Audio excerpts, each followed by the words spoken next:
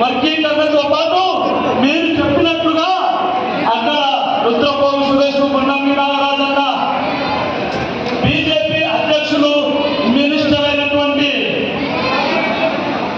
సత్యకుమార్ యాదవ్ అన్న మీతో చర్చలు చేసి ముఖ్యమంత్రితో చర్చించి ఈసారి బుడగంగారాన్ని తీర్మానం చేయాలా లేదా అని చెప్తే ముఖ్యమంత్రి వర్యులే పక్కన పెట్టుకొని మీరు చేయలేనిది యాదవ్, నేను చేయలేనిది ఎందుకంటే దళిత నేతలు అడ్డం వస్తారు, బుడగంగాలు లేరని చెప్తారు, నేను వాళ్ళతో బాధపడలేను అన్నప్పుడు అన్నని పిలిపించుకొని అన్నతో మాట్లాడి అన్న చెప్పిన సలహాతోనే ముఖ్యమంత్రి వర్యులు వర్గీకరణతో పాటు ఏ గ్రూపులో చేర్చి ఢిల్లీకి పంపిన చరిత్ర మీకందరికీ తెలియదని నేను తెలియజేసుకుంటున్నాను.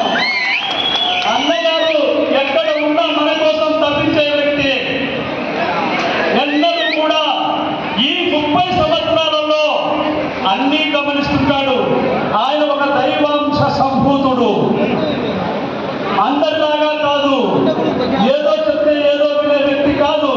కానీ నిజం ఏమిటో తెలిసిన తర్వాతనే, ఆ లోతైన అంశాలు తెలిసిన తర్వాతనే మన పట్ల ముందుకు వచ్చి ఇది అన్యాయం అని చెప్పి ఆ రోజే కర్నూలులో కలెక్టరేట్ దిగ్బంధం చేసి అప్పుడున్న కమిషనర్ గారిని పిలిపించి మనకు కులధృవీకరణ పత్రాలు ఇప్పించినటువంటి చరిత్ర మాన్యశ్రీ మందాకృష్ణ అన్నగారికి తప్ప ఇంకెవరు లేరు. దాంతో పాటు మనకు కూడా ఈ జిల్లాలో ఈ రాష్ట్రంలో ఎంఆర్పిఎస్ సంస్థ మన వెనక ఉంది. ఎక్కడ ఏ బిడ్డకు అన్యాయం జరిగినా నా ఎంఆర్పిఎస్ నాయకులు పోయి అడ్డుకుంటున్న చరిత్ర మీకు అందరికీ తెలిసినటువంటి విషయమే. మన అలాంటప్పుడు మనం ఎందుకు భయపడాలి? కానీ నిరుత్సాహపడకండి.